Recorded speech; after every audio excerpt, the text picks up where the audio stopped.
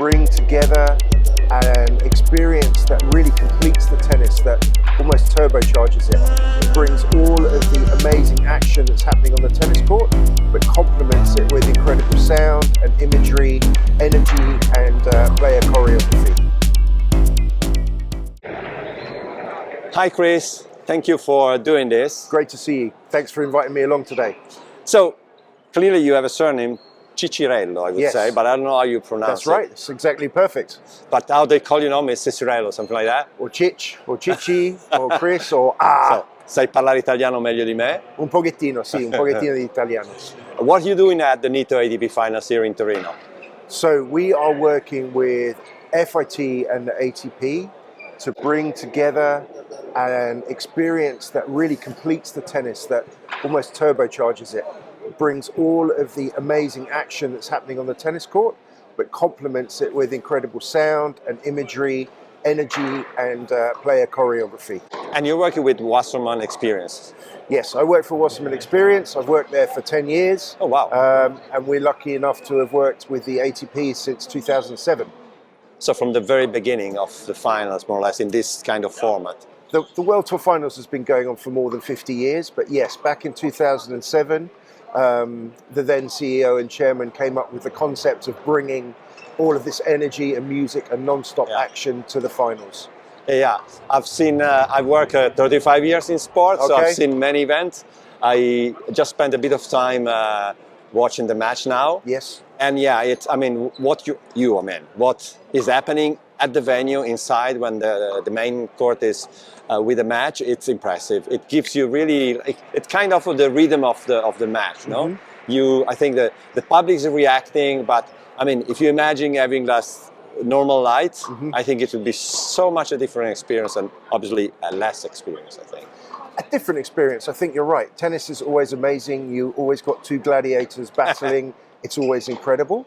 But something different to Wimbledon or some of the traditional slams, this aims to really complement it with the energy and the music and bringing all of the emotion to the top. And I think there is a complex design work before coming here and implementing, right? Absolutely. Absolutely. Normally we start thinking about what we're going to do, not immediately after the finals, but already in January or February.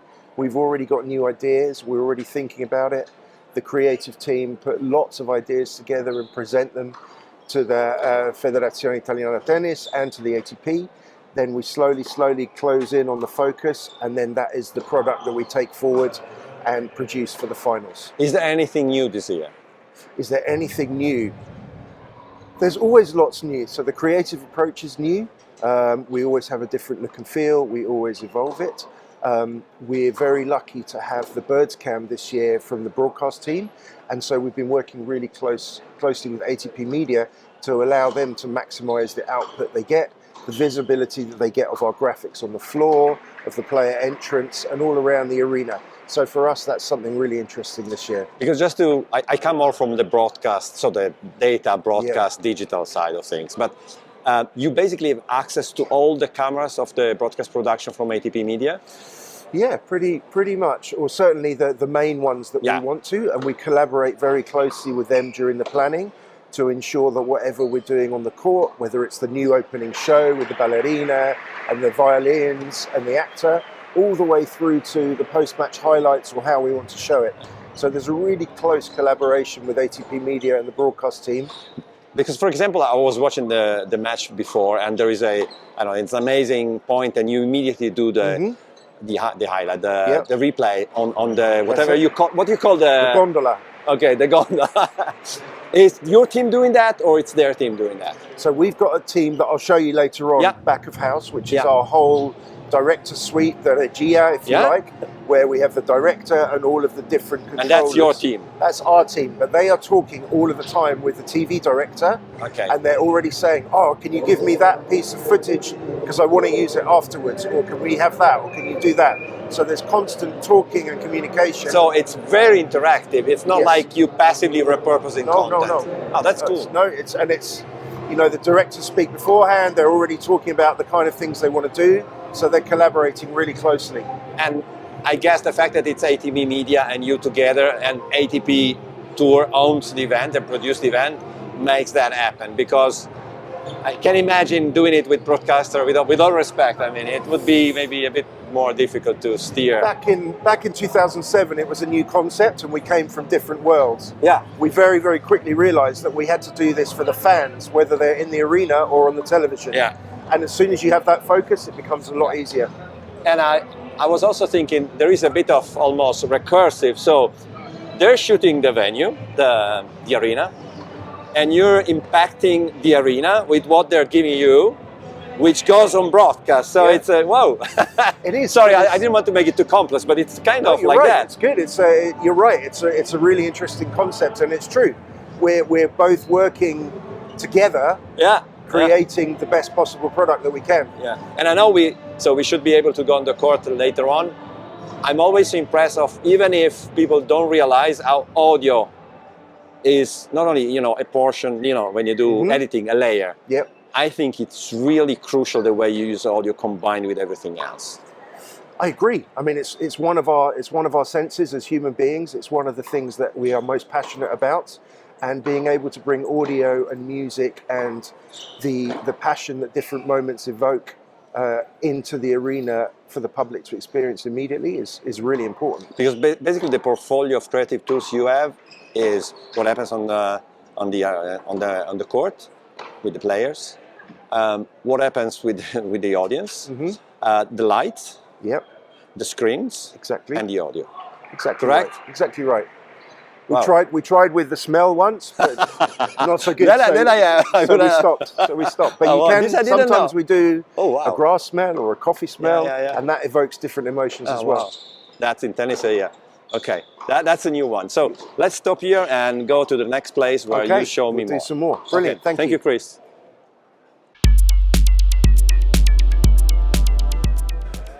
Hi, Chris. We are just to show where we are. Main court. Close to Wasserman operation, correct? That's it. This is what we call our front of house area. This is where the people who really need to see what's happening on the tennis court are all working. And as you'll see in a minute, they are working and communicating very closely with another group of about 15 people who are in the director suite. This is the audio area. These are the guys and the engineers and technicians who control everything to do with the audio and the music and the microphones in the arena. They also control DJ Max, who is up there, and his area is up there, and he becomes part of the show. As we move along here, we've got Zoran, who's our MC, who talks to the whole arena all of the time, explains what's going on, announces the players, announces the VIPs and the special guests. Here we've got Emma, who works closely with Carola, who is part of the show calling team. And this person is the most important role here because she tells everybody what they have to do. If she is not there coordinating us, then we're all completely lost. So very important role. Then moving along, we have Made, who looks after all of the lighting in the whole arena, all of the fixtures and lights that you see up in the roof, on the floor, for TV, they're all controlled by Made here on the lighting desk. And then we have the spare lighting desk there in case we have a problem with the main lighting desk. So this is where we bring the players on from. We cue them from here. Broadcast join us. There's a TV camera on the floor. They come out and join us here. The players come through. But even before the players come out, we bring the violinists and the actor who are part of our pre-match show.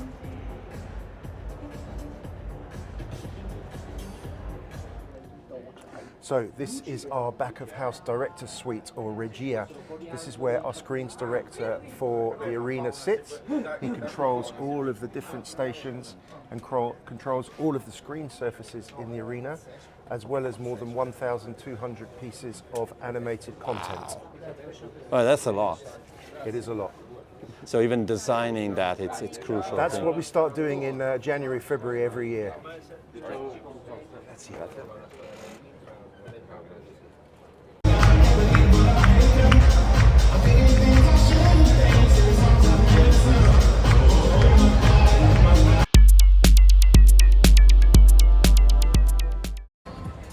So the match finished a bit before, so Carlito was able to do 6-4, 6-4, so I have a bit more time and I can stay a bit with DJ Max at the console with a really impressive setup. I will do a little video about it later, but then we switched to Italian quickly. the question is, what is the difference between doing a DJ in a place like this and doing a DJ in a club, like maybe Max is also doing? Beh, fare il DJ per un evento come questo è qualcosa di eccezionale, sicuramente è diverso, completamente diverso da quello che potrebbe essere un locale. Qui devi percepire la situazione, il match come sta andando, perché logicamente ci sono tante situazioni un po' diverse, e anche il pubblico, cercare di gasarlo e portare sempre di più l'hype sempre più alto. E tu sei coordinato con il team di Wasserman e con tutto quello che loro fanno insieme, perché ho parlato un po' con Chris, è impressionante come audio, luci, audience, player, e tutto gioca assieme per creare l'esperienza alla fine. Sì, esatto. Ed in più anche per quanto mi riguarda è difficile, perché se uno è esperto di DJ sa che deve avere le orecchie libere, e invece io qui ho appunto un intercom che devo parlare con loro mentre io faccio i DJ set e tutto quanto, tengo 2 cuffie e cerco di matchare e mixare anche quello, che è una parte complessa. Tu ti prepari prima, ovviamente sai, tu conosci a memoria tutto quello che hai e lo cambi, cioè c'è molta improvvisazione. Io faccio nel momento delle mie pause, cerco di trovare dei brani che possono funzionare per quella situazione. Io ho tantissimo repertorio e vado a ricercare in quel repertorio qualcosa che potrebbe essere giusto. Poi spero di essere giusto nella situazione, vado a sentimento. Sì. Sì, hai un po' meno il feed della gente balla non balla, forse, no? Un pochino, o ce l'hai lo stesso? Più che altro la gente seduta batte le mani, sì. Più che altro sì. È quello. Se si alzano a ballare non me lo aspetto quello sicuramente. Sì. Però diciamo che qui come repertorio, come dicevi tu, stai forse più su cose assolutamente conosciute, dato che è molto vario. Non proprio, o no? Perché io provo, perché secondo me il DJ dovrebbe essere quello, dare alle persone qualcosa che le persone non conoscono, perché è logico che tutti conoscono delle musiche che ascoltano in radio, eccetera, sì. eccetera, però io ascolto molta più musica di molte persone, come tutti i DJ, certo. E mi piacerebbe dare anche delle robe, cerco di trovare con il mio stile delle vie di mezzo abbastanza melodiche per poter far sì che piaccia alle persone, anche pezzi sconosciuti. Sì. Poi li alterni fra quelli conosciuti e sconosciuti. Esatto, il famoso 3 pezzi. La vecchia regola è sempre quella. Ma molto interessante. Hai voglia di parlarmi di che cosa stai usando? Allora, sto utilizzando, abbiamo 2 lettori CDJ 3000, praticamente Pioneer, tutto Pioneer, quello che si vede qui davanti, dei giradischi che utilizzo linkati. Sono anche con Pioneer questi, scusami, non riesco a leggere. Sì, è il nuovo giradischi, è uscito l'ho visto, 2 settimane fa. L'ho visto, sì. Linkati con quello che è il computer, oppure anche con dei vinili appunto per lo scratching e quant'altro. E poi un mixer battle DJM S7 che comanda appunto anche il computer. Mm-hmm. E sul computer hai serato? Di controller. Sul computer ho Recordbox, il software di Pioneer, e in più per salvarmi o per avere degli effetti ho collegato Ableton con la tastiera, certo. con questa Akai che è collegata sempre. Appena uscita la versione 12 di Ableton Live, tra l'altro. Non l'ho ancora installata. C'è tutto. Ok, wow, quindi insomma un setup. Questo. E ho letto su il magazine inglese, che non mi ricordo come si chiama, parlava dei nightmare dei DJ. Qual è il tuo backup plan se succede un disastro? Il backup, ho un iPad dietro, però in teoria quello che succede di disastro, la cosa bella è che ho anche una regia con già dei pezzi che vanno. Allo stesso tempo ho un secondo computer caricato con le stesse musiche, però è abbastanza aggiornato. Però quello che potrebbe succedere magari è che il software potrebbe bloccarsi, ho Ableton aperto. Cioè, ho tante opzioni, volendo puoi usare iTunes, puoi usare Spotify, puoi usare una serie di cose.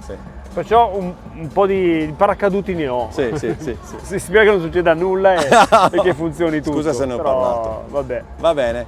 Grazie mille, molto interessante. Bene.